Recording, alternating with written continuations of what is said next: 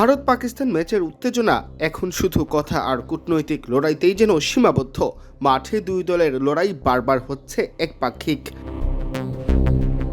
দ্বিপাক্ষিক সিরিজ বন্ধ থাকায় আইসিসি ও এসিসির ইভেন্টেই শুধু ভারত পাকিস্তান মুখোমুখি হয় পরস্পরের, তবে সেই লড়াইয়ে নেই আগের জৌলুস। অন্যদিকে মাঠের ক্রিকেটে ক্রমশ জনপ্রিয় হয়ে উঠছে ভারত বাংলাদেশ লড়াই। দুই দেশের সর্বশেষ ম্যাচগুলোই এর সবচেয়ে বড় প্রমাণ। ক্রিকেট দুনিয়ার অন্যতম আকাঙ্ক্ষিত লড়াইও যেন হয়ে উঠেছে এই ভারত বাংলাদেশ ম্যাচ। বাংলাদেশের সাবেক অধিনায়ক ও সাবেক প্রধান নির্বাচক মিনহাজুল আবেদিন নান্নু মনে করেন, ভারত পাকিস্তান লড়াইয়ের চেয়ে ভারত বাংলাদেশ লড়াইটাই এখন বেশি উপভোগ্য। বাংলাদেশ বিশ্বকাপে না যাওয়ায় আক্ষেপও ঝরেছে নান্নুর কণ্ঠে। সাবকন্টিনেন্টের ভারত আর বাংলাদেশের খেলা ইচ্ছে বেশি প্রাণবন্ত।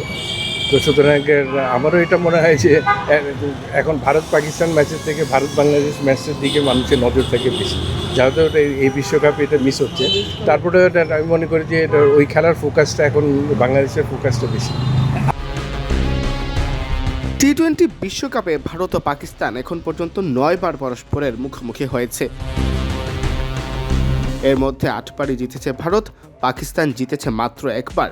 ভারত এ নিয়ে টানা 6 বার জয় তুলে নিয়েছে পাকিস্তানের বিপক্ষে।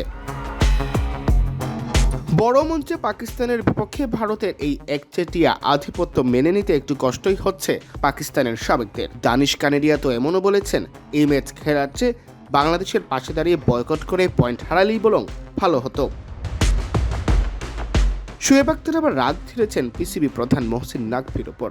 আর মোহাম্মদ ইউসুফ পাকিস্তানের তারকা ক্রিকেটার শাহিন শাহ আফ্রিদি, বাবর আজম ও শাদাব খানদের অপশন নেওয়ার দাবি জানিয়েছেন।